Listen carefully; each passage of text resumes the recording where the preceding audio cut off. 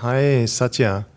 Hi there. Satya Tripathi, you're the Secretary General Global Alliance for a Sustainable Planet and former UN Assistant Secretary General. I'm very honored for you to be here today and have this conversation. And so maybe we can kick it off just to learn a bit more about the role you have now as Secretary General of the Global Alliance for a Sustainable Planet. What does that really mean? What are you doing, and how does it link to the finance industry? Well, the Global Alliance for a Sustainable Planet is a New York-based public organization. So we are a catalyst. To put it in simple terms, we identify significant opportunities for climate action. Sometimes the champions are already there, sometimes we find them, and then bring together a partnership that has the entire arc of innovation, research, creativity, and resource mobilization. So that, because mostly what happens with great ideas is that they never find the oxygen, which is money in this case, to find articulation and fulfillment. So that's what we do, is bring champions across these different fields and build a virtuous partnership around a great idea that has system scale impact potential. That's what we do. That's really amazing, because I think this is really one of the most important things, as you said, finding the great ideas that can make real life impact and feeding them with what is needed to have that impact, which is financing. So what are some examples of that and the achievements that you've had with this model? Well, I can cite a few, but then in the interest of time, let me cite one example from Indonesia on forest conservation and another from India on sustainable agriculture. The one in Indonesia goes back to 2016, when we worked together with the UN Environment Programme, the World Agroforestry Center, also known as ICRAF, the International Center for Research in Agroforestry, ADM Capital, an asset manager based out of Hong Kong, BNP Paribas, the French bank, and Michelin, the tire company. So together, we managed to develop a project that protects a 400,000 hectare rainforest, which is, by the way, 6 times the size of the country Singapore. Wow. And the project employs 50,000 people, 16,000 directly in the project, and 34,000 indirectly through the tertiary and secondary sectors of the economy. Why is that number important? Not just because it's a lot of people, but because these were the same people that were used by nefarious elements before for poaching and illegal logging and destroying the forest. So this proves that it is possible to find the money at very reasonable costs to not just protect rare species or endangered species on the IUCN Red List, but also protect what is conventionally called a rain factory. A rainforest is technically a rain factory because that's what it does. Among other great ecosystem services and benefits, it also produces rain across the landscape, thousands and thousands of square kilometers. And so that's, and all of that was possible by building a virtuous partnership where organizations and people came together around the idea of protecting forest species and people. The Indian example is of sustainable agriculture. It comes from the state of Andhra Pradesh. It's a state of 55 million people on the east coast of India. Big ocean state because it has about 975 kilometers of coastline. Okay. And so it has both land and oceans. And so when you protect land, you also protect the oceans. Let me explain how. So in this state, they have 6 million smallholder farmers, cultivating about 8 million hectares of cropland. So when you use nitrates and phosphates and phosphorus agrochemicals and synthetic chemical pesticides to grow your food, much of it is washed away in the runoff, and it goes into the groundwater, contaminates it. It goes into the oceans and contaminates the coastal waters and the species that live in it. So here what the women farmers are doing, and I specifically say women farmers because they are all organized in self-help groups of 10 women each. Okay. And hundreds of thousands of them, self-help groups, bringing together millions of women farmers who have come together to create this amazing possibility for the world, a replicable model of sustainable agriculture, where they use no synthetic chemical fertilizers or pesticides, use bioinoculants. It's not even compost because compost is expensive. They use microbial bioinoculants, which preserves water. The input costs are, depending on the crop, anywhere between 50 to 80% less. The yields are higher by anywhere between 30 to 200%. And for the first time, poor people can afford clean food because organic is expensive. They can't go to the supermarkets to buy organic food, which costs much more than chemically produced food. But here they can afford it because they are growing it themselves. And so they save it for themselves before selling anything else. And it's already commanding a market premium for them. And the results are that it's conserving about 50% water as compared to chemical farming. The farmer's bottom line, so people at the bottom of the pyramid, their economic conditions are improving exponentially. Their children can eat better food. We had a survey of 93 bio-villages. Bio-villages basically mean villages that haven't been using chemical substances in agriculture for a while. Okay. So we took 5 years of primary health center data for all the people living in these 93 bio-villages, and we found that in the case of diseases that are directly linked to chemical-based farming, like cancer, anemia, diarrhea, the drop in the incidence of these diseases for poor people is as much as anywhere between 80 to 90% over a 5-year period. So the gains for the public health system is exponential. So it does everything for people, and birds and bees are nesting in agricultural fields now. The count of centipedes, millipedes, earthworms have increased 100-fold in the naturally found fields. So from every which way you look at it, this is what I would call a just transition. Yeah, we were talking earlier about the just transition. I think it's a very important topic, and there's going to be another podcast where we'll talk about this topic in depth. I think very inspirational examples, both of them. How to scale it?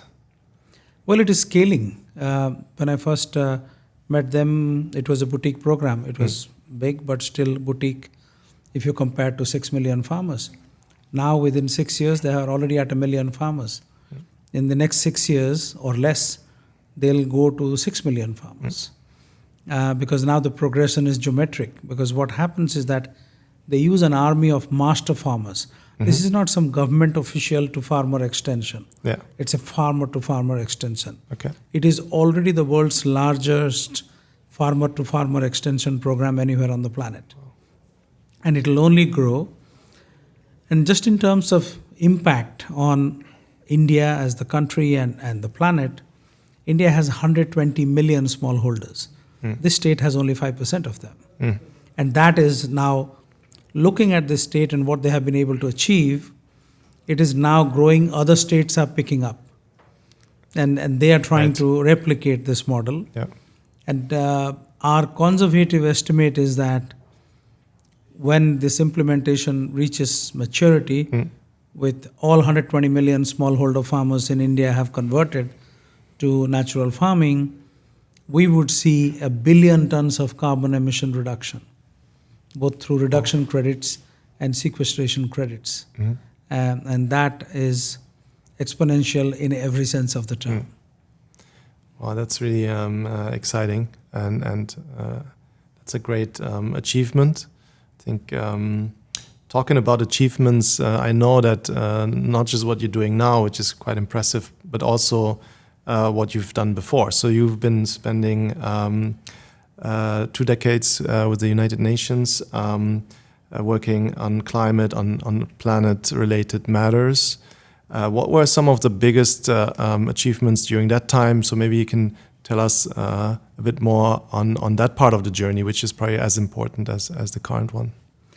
Well, I mean, it's too many. So I was in post-war Bosnia as the head of human rights investigation for the United Nations, where we investigated 12,000 cases of human rights violations, and feeding all the evidence to the International War Crimes Tribunal for the former Yugoslavia, ICTY as it is called. And then, of course, there are very many other involvements at a leadership level in different contexts.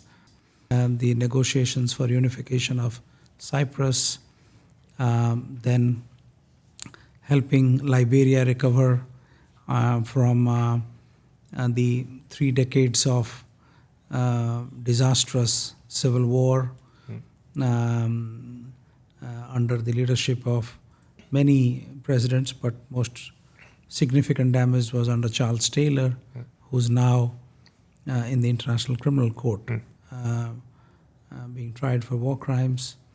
And then, of course, I had the privilege of working with President Clinton, who was the political envoy of the UN for tsunami recovery. Okay. And I was the UN recovery coordinator for the $8 billion tsunami recovery program that the UN was coordinating on behalf of all the member states, and in bringing recovery to the suffering people in those regions.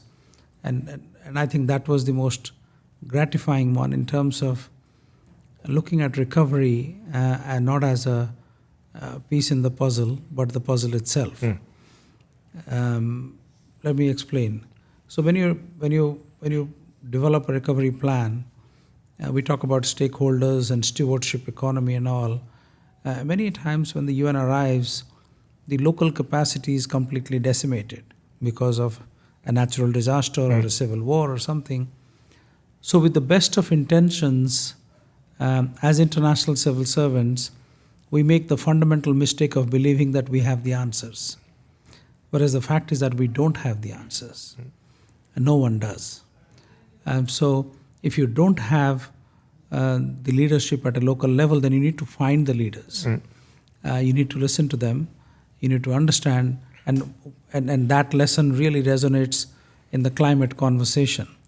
While a certain group of individuals and countries may have the expertise, but the needs are to be articulated by people on the ground. So that the solutions that we find for them are actually owned by them, thought through by them, and bought into by them. And that's what I call holistic development in whatever context you apply it. And that's what we saw with the tsunami recovery. And I had the privilege of working with 1,200 organizations from different parts of the world that were there. And this was led extraordinarily by the government of Indonesia, through the then President Yudhoyono and Minister Kuntoro Mangkusubroto, because they provided the leadership that is missing in most such situations in other parts of the world. A leadership that was focused on listening, on finding the best solutions for people, but also a leadership that delivered the program with utmost integrity and accountability, and making the tsunami recovery program perhaps the best disaster recovery program, because it was not just a question of financial integrity and accountability, but it was also a question of stakeholder accountability. Being answerable to people, listening to them carefully, and making sure they're heard, not in a superficial way, but in a very substantive way. Very interesting and quite impressive again.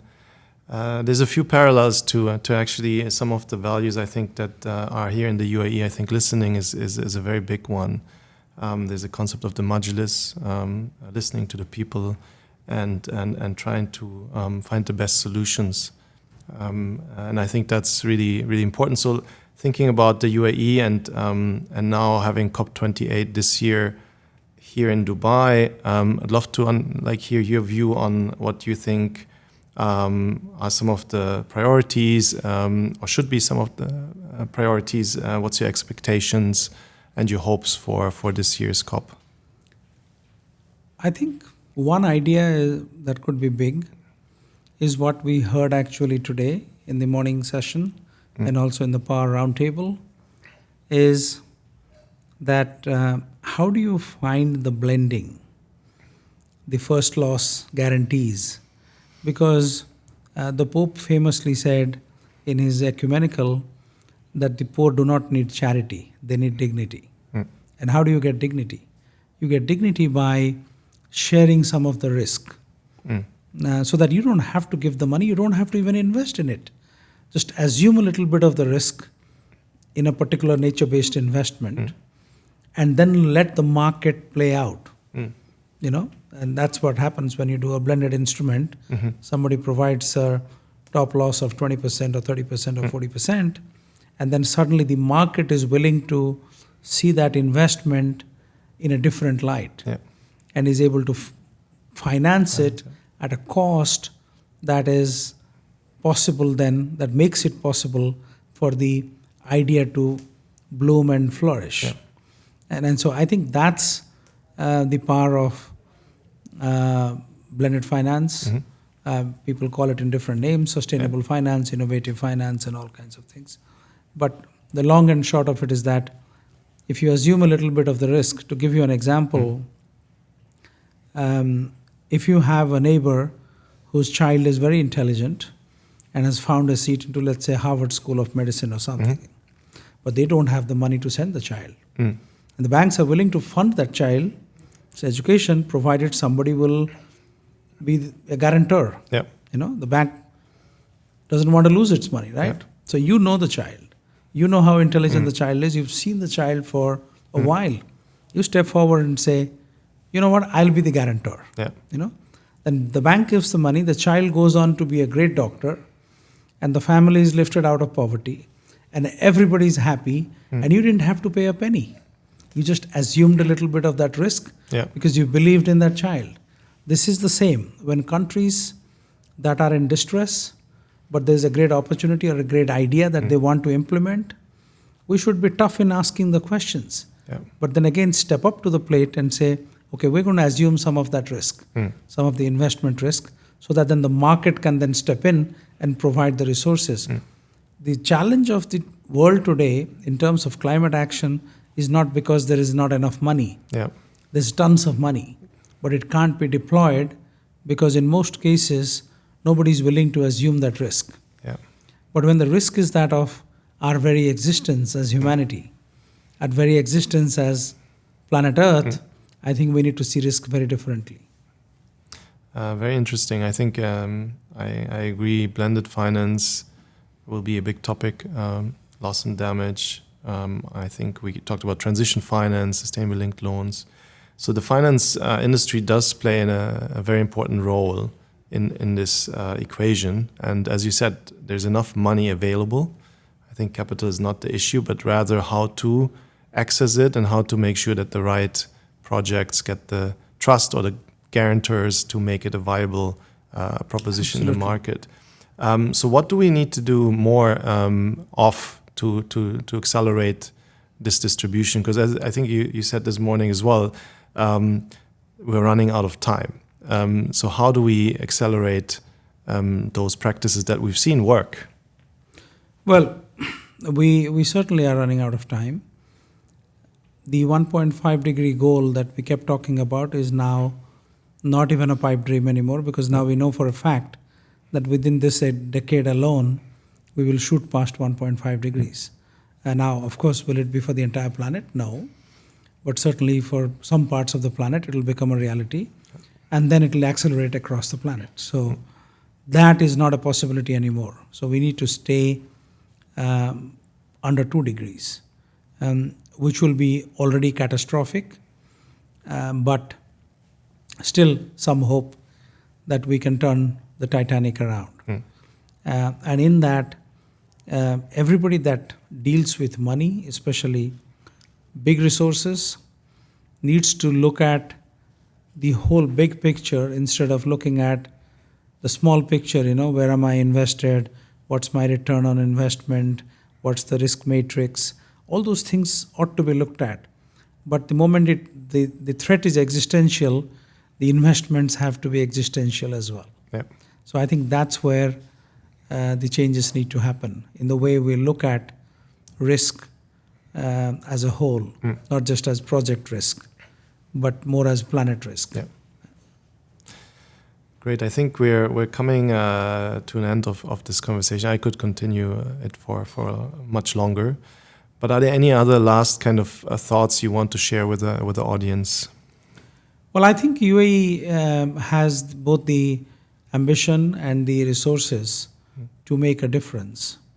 Every time the COP happens, people are very hopeful that something meaningful will come out of it. And I can say this with reasonable certainty that mostly people have been disappointed in the past. So, and people are very hopeful this time because this is a country that is built on ambition.